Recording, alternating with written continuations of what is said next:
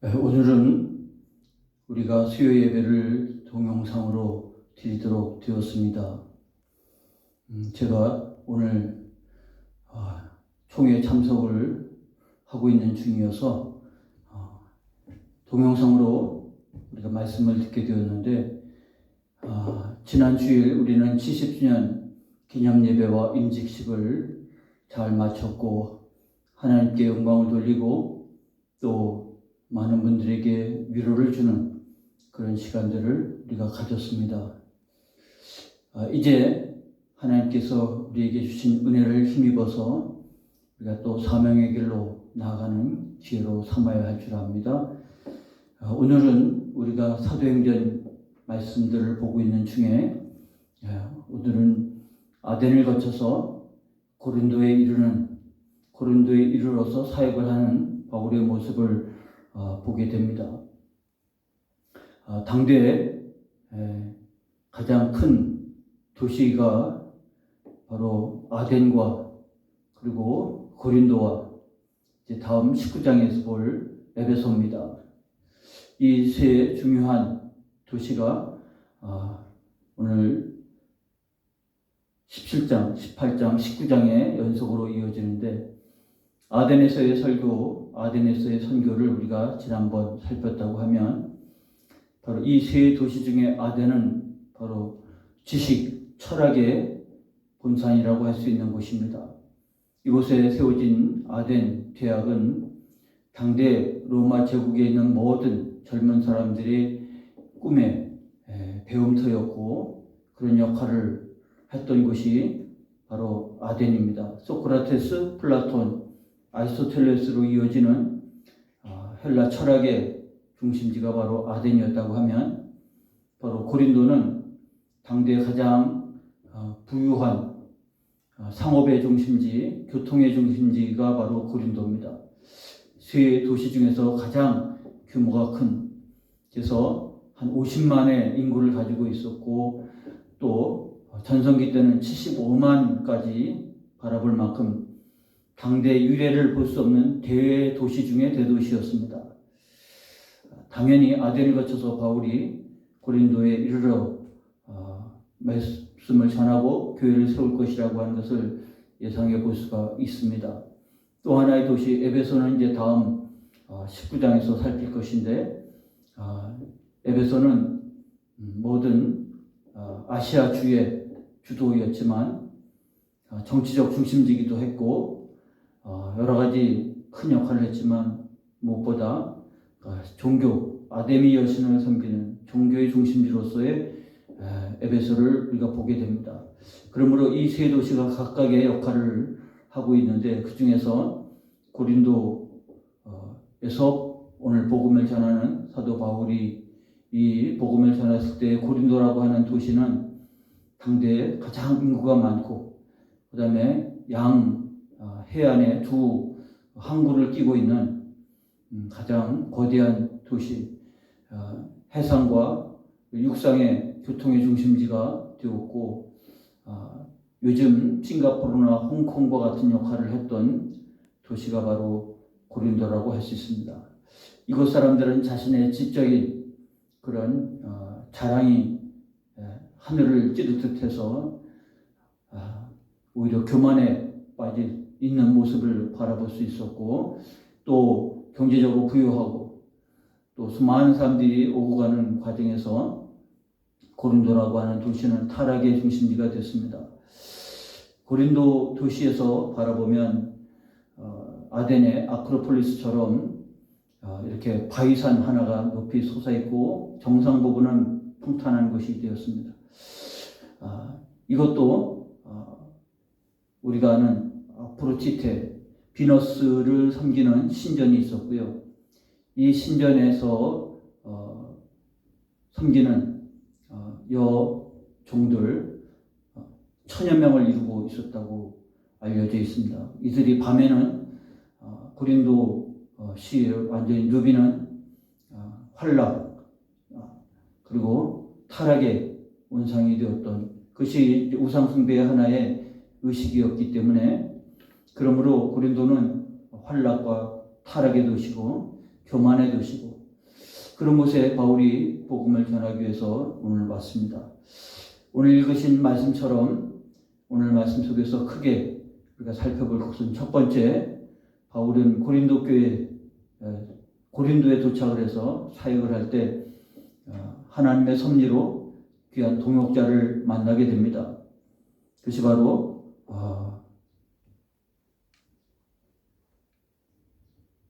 브리스길라와 그리고 아굴라라고 하는, 아굴라가 남편이고 브리스길라가 아내입니다. 그래서 아굴라와 브리스길라 이렇게 쌍을 이뤄서 부부가 언급이 되는데, 후에는 브리스길라와 아굴라가 되어버릴 만큼 브리스길라의 역할이, 여자의 역할이 더 크게 부각이 되기도 합니다. 이들은 바울과 신실한 동역자가 되었고요. 바울을 위해서 자기 목숨을 내어줄 만큼 그렇게 바울의 신실한 동역자가 됩니다. 이곳에서, 고린도에서 이 동역자를 만나게 되고요. 후에는 바로 이 아굴라와 브리스길라가 에베소에서까지 같이 사역을 하게 됩니다. 우리가 바울이라고 하는 영화를 보면 아굴라와 브리스길라가 다시 로마로 들어가서 로마 교회에 또 중추적인 역할을 하고 있는 것을 보게 됩니다. 그러므로 그들은 사도도 아니고 평신도였지만 초대교회를 서구하는 데 있어서 얼마나 중요한 역할을 했는지, 그래서 로마서 16장에 로마에 있는 교인들에게 편지할 때 안부를 묻는 바울의 편지 속에는 바로 제일 먼저 등장한 사람이 아굴라와 브리스길라입니다. 그런 동역자를 만나게 되었다고 하는 것은 얼마나 큰 위로가 되는지, 그리고 그들은 업이 같았다고 그랬습니다. 천막을 만드는 일이라고 했는데, 랍비였던 바울이 어떻게 해서 천막을 만드는 일을 했을까? 유대인들은 특별히 랍비라 할지라도 이 기능 교육을 시킵니다. 특히 다소라고 한 곳은, 바울의 고향 길리기아의 다소는 특히 양털로 그 옷을 만들고 가죽으로 옷을 만드는 일이 발달되어 있는데, 바울이 그와 같은 기능 교육을 받았을 것이라고 보여집니다. 그래서 유대 랍비들은 특별한 랍비, 율법의 교육을 받을 뿐만 아니라 모든 유대인들은 하나의 기능을 배우도록 그렇게 문화가 형성이 됐는데, 바로 바울은 텐트를 만드는 일, 그와 같은 일들을 주로 같이 했습니다. 천막을 만드는 일, 왜 무슨 필요가 그렇게 있어서, 이 고린도라고 하는 것은 그 지역의 중심지입니다. 그리고 이 그리스 반도는 한 나라가 아니라 도시 국가를 이룹니다. 도시마다 국가가 되었고, 이들이 동맹을 맺어서 연합을 이루는 그런 시스템으로 운영되었기 때문에 그 동맹을 유지하기 위해서 그들은 여러 가지 방법을 했지만 그 중에 하나가 경기 대회를 엽니다. 우리가 언뜻 알고 있는 올림픽과 같은 경기 대회를 여는 거죠. 그러면 우리도 올림픽을 유치하면 스타디움, 운동장을 지어줄 뿐만 아니라 선수들이 묵을 숙소도 지어야 되지 않겠습니까? 그러니까 굉장히 그런 필요가 많은 거죠. 그래서 그런 운동 경기가 이루어지면 그 주변에 숙소, 머물 수 있는 곳을 임시 숙소가 만들어지는데, 천막의 수요가 생각보다 많이 있었다고 하는 것을 알게 되죠. 그래서 아굴라와 브리스길라와 더불어 바울이 이곳에서 생업을 같이 하면서 깊은 교제를 이뤘을 뿐만 아니라 선교의 거점으로 삼았습니다. 그때 이어지는 말씀이, 실라와 디모데가 마게도냐로부터, 원래 우리가 이 앞에서 본 것처럼 그들은 바울과 헤어지고 바울이 급히 아데노로 와야 되기 때문에, 그래서 그들은 그곳에서 함께 있지 못하고 떠나오게 되지 않았습니까? 그런 과정에서 바울이 그들을 만나기를 원했는데, 바로 베레아에서 헤어진 이후로 바울은 바로 아덴에 거쳐서 고린도로 왔고, 바울과 실라와 디모데는 바로 마게도니아를 거쳐서 바울에게 합류하게 된 것입니다. 이런 중에 바울이 데살로니가 교회가 급하게 떠나왔는 교회지만 든든히 서가고 있고 아름다운 소식을 전해줘서 위로가 됐고 힘이 됐습니다. 그런데 이 고린도에서 복음 전하는 일에 있어서 바울은 다른 곳과 마찬가지로 일단은 회당을 찾았죠. 고린도는 거대 도시였기 때문에 회당이 있었고 곳에서 복음을 전하는 일들을 했을 것입니다.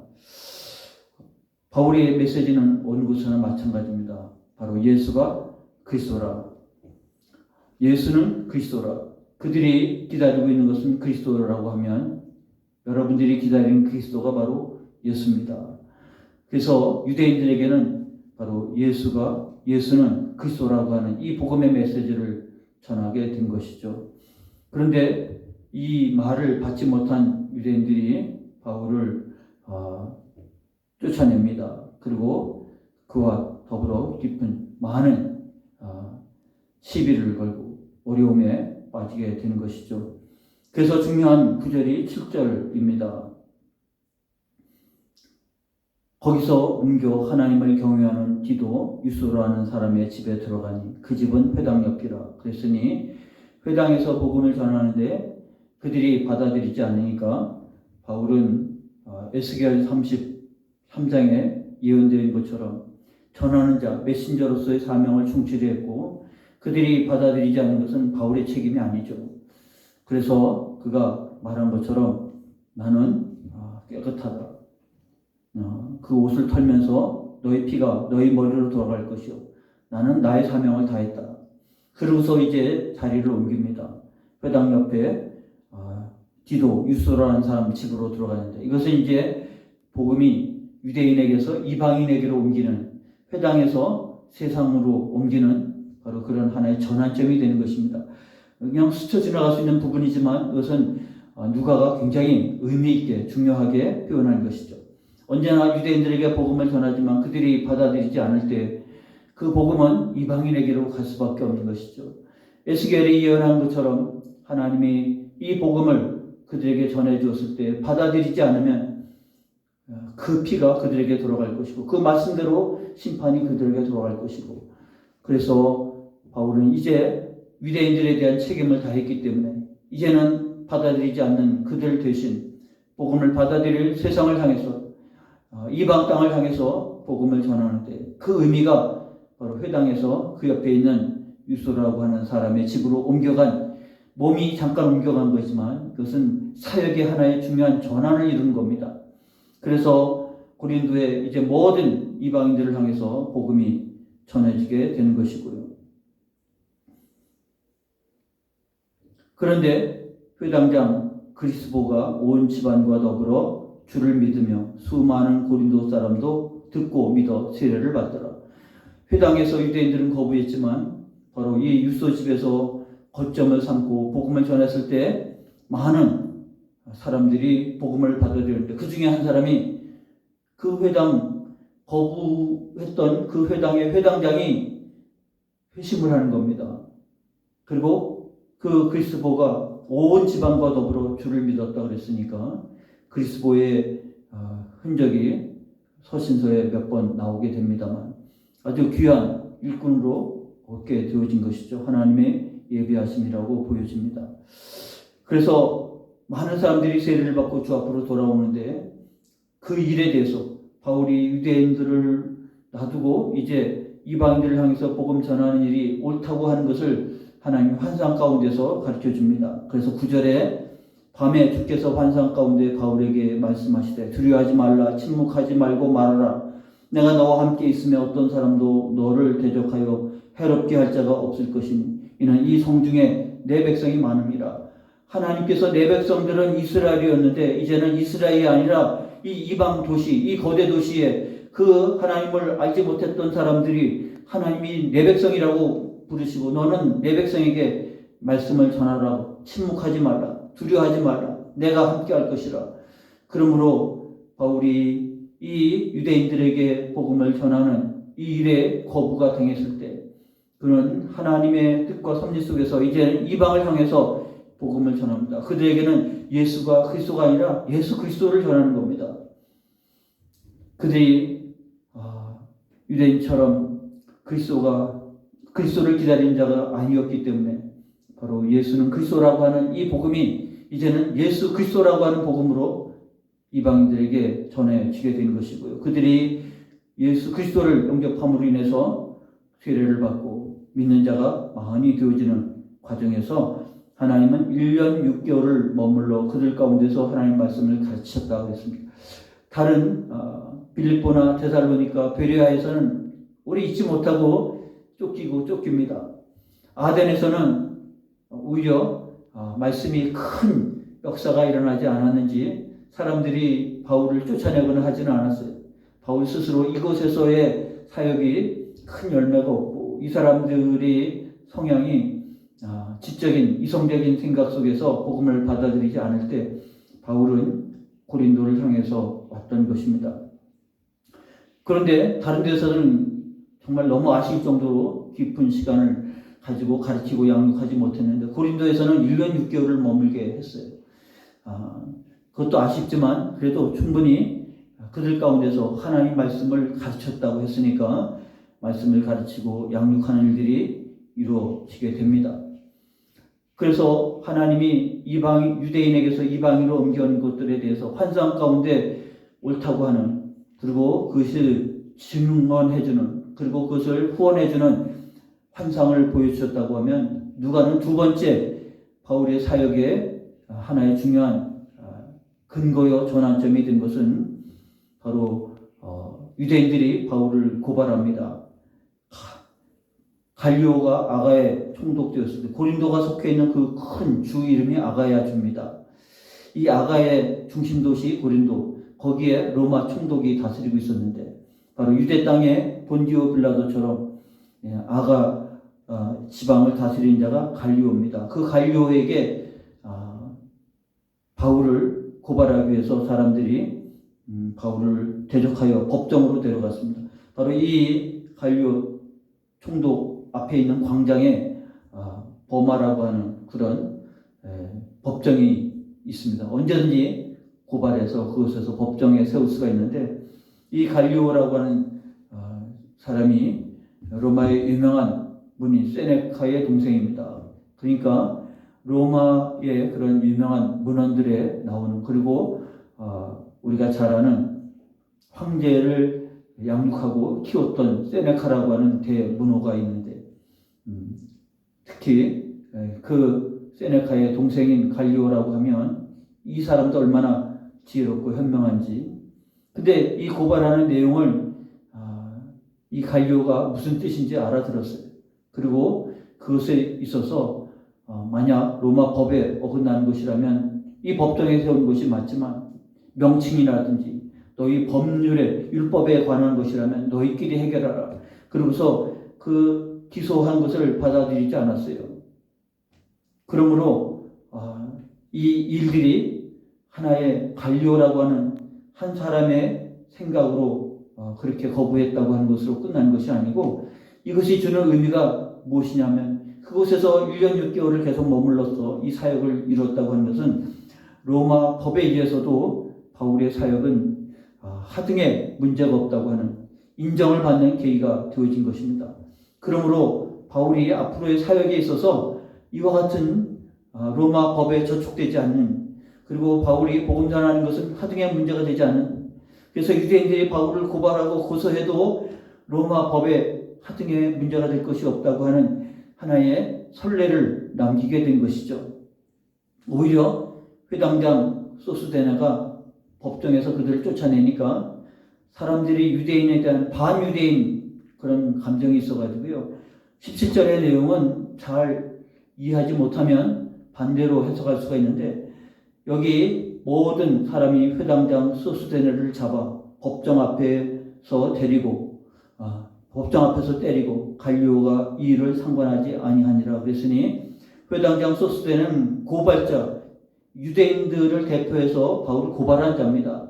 갈리오가 이 법정에서 그들이 고발한 것들이 성립이 되지 않는다고 폐기시킬 때 많은 이방 사람들이 가뜩이나 미우털 박힌 유대인들이 소동을 일으키는 것을 바라보고 그 고소자였던 유대인들, 그리고 그들의 대표인 회당장 소스데네를 그 무리들이 오히려 바울을 박해하는 것이 아니라 회당장 소스데네를 박해하는 하고 때렸다고 하는 것이죠. 근데 놀라운 것은 이 소스데나가 후에 사도 바울의 동역자가 됩니다.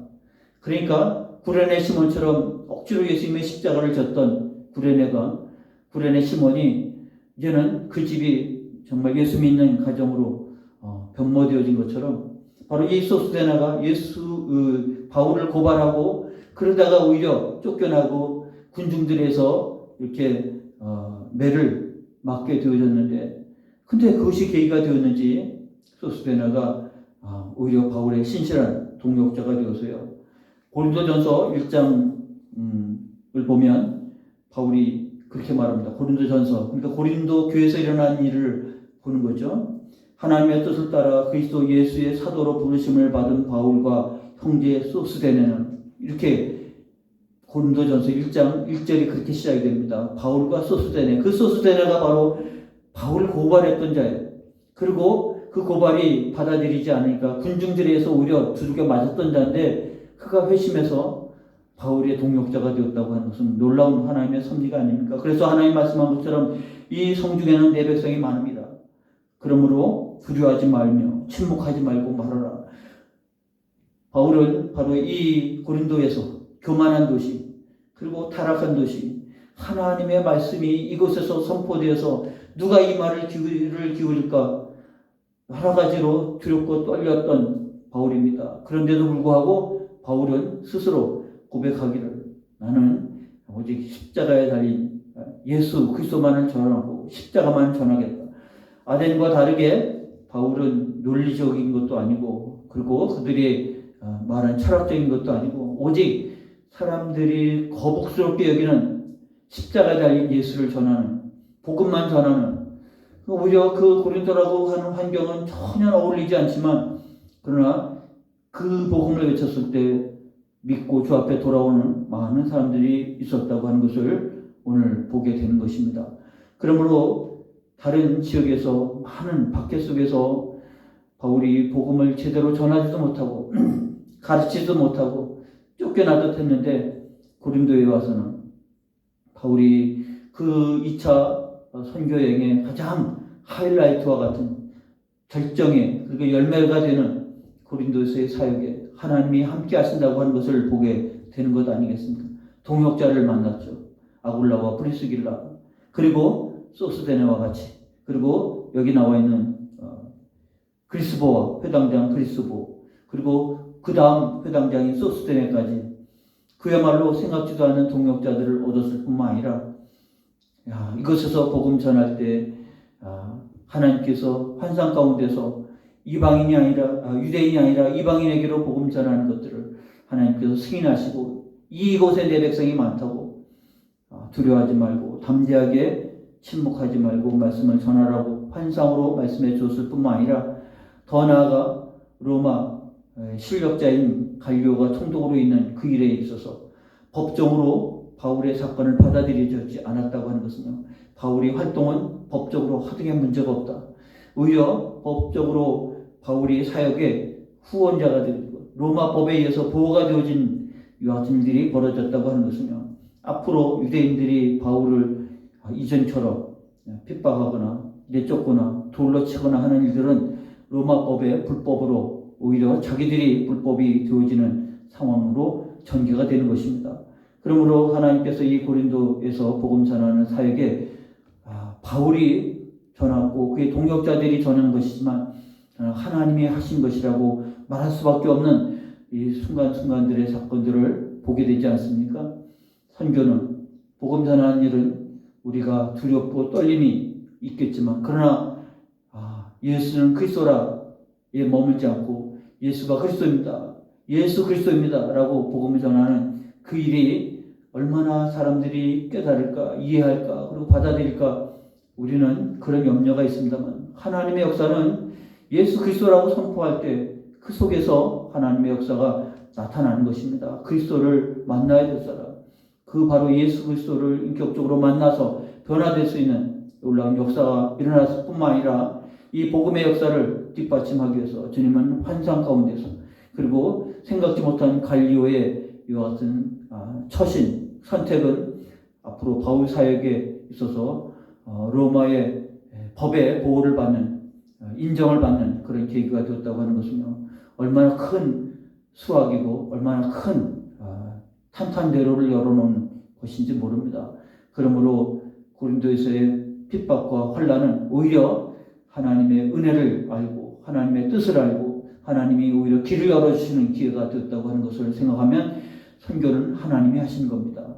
하나님께서 우리 개전교회 70주년에 기념 예배도 드리고 임직식을 통해서 우리는 70년의 역사를 되돌아봤을 뿐만 아니라 하나님의 은혜입니다 고백하는 것은 또한 앞으로의 우리의 삶도 사역도 하나님의 은혜고 하나님이 앞서서 주의 뜻을 이뤄갈 것이라 우리는 주의 뜻대로 이루어지이다 순종하는 마음으로 하나님 앞에 나아갈 때 하나님께서 이 교회를 통해서 놀라운 역사를 이루시되 고린도 사역을 통해서 새로운 길을 열어간 것처럼 이때 하나님께서는 이 개전교회를 통해서 새로운 사역을 이뤄가는 교회가 될 줄로 믿습니다. 오늘 이 말씀에 굳게 서서 하나님께서 하나님의 일들을 이루어 가신다고 하는 이런 믿음이 바울로 하여금 두려움에 빠지지 않도록 위축당하지 않도록 아담에서의 그런 큰 열매가 없는 것들을 위해서 실망하지 않도록 하나님은 고린도에서의 놀라운 사역을 통해서 그리고 고린도 교회를 세우고 그리고 고린도 전서 후서가 후에 보내지게 되는 과정에서 귀한 하나님의 말씀을 우리가 접하게 되지 않습니까? 그러므로 고린도에서의 사역은 놀라운 하나님의 은혜요, 섭리요, 역사입니다. 그와 같은 은혜를 우리가 접하면서 개전교회의 앞날도 하나님 그렇게 섭리하고 역사해 주셔서 놀라운 하나님들을 이뤄가실 것이라 이런 믿음으로 우리가 나아가는 기회로 삼아야 할 줄 압니다. 기도하겠습니다. 하나님 아버지 은혜 감사합니다. 오늘도 말씀으로 함께해 주셔서 감사합니다. 하나님 지난 주일 우리가 은혜의 시간들을 보냈고 하나님 오늘도 고린도 교회에서 일어난 선교를 통해서 하나님의 선길과 섭리를 알게 됩니다. 개전교회 70년 연숙화 속에서도 하나님이 함께 하셨고 순종하는 자들을 통해서 하나님의 일들을 이루어가신 것 잘 우리가 깨닫고 감사 영광을 하나님께 올려드렸습니다. 그러나 이제 앞으로 개전교회 앞날 미래는 더욱더 주님께서 섭리하고 역사하심으로 인해서 영혼들을 구원하는 예수 그리스도를 증거하고 예수 그리스도로 인해서 우리의 인생이 바뀌고 저들의 인생이 바뀌고 어둠에서 빛으로 그리고 하나님 환난에서 찬양과 영광으로 예배로 바뀌어지는 축복의 역사가 일어나는 계기가 될 수 있도록 우리 하나님께서 복을 더해 주시옵시고 말씀을 듣고 깨닫는 자 아름다운 순종과 헌신 속에서 하나님 더 밝은 미래 더 귀하게 쓰임받는 개전교회가 될 수 있도록 함께해 주옵소서. 오늘도 베풀어 주신 은혜로 인하여 감사 찬송 영광을 주 앞에 올려드리며 계속되는 우리 성결교회 총회에 함께 하셔서 아름다운 성결의 복음이 온전히 세워지는 기회로 더욱 이루어져 갈 수 있도록 함께 하옵소서. 예수님의 이름으로 기도하옵나이다. 아멘. 이어서 찬송 부르시고 중보기도 하시고 주기도문으로 예배를 마치시기 바랍니다.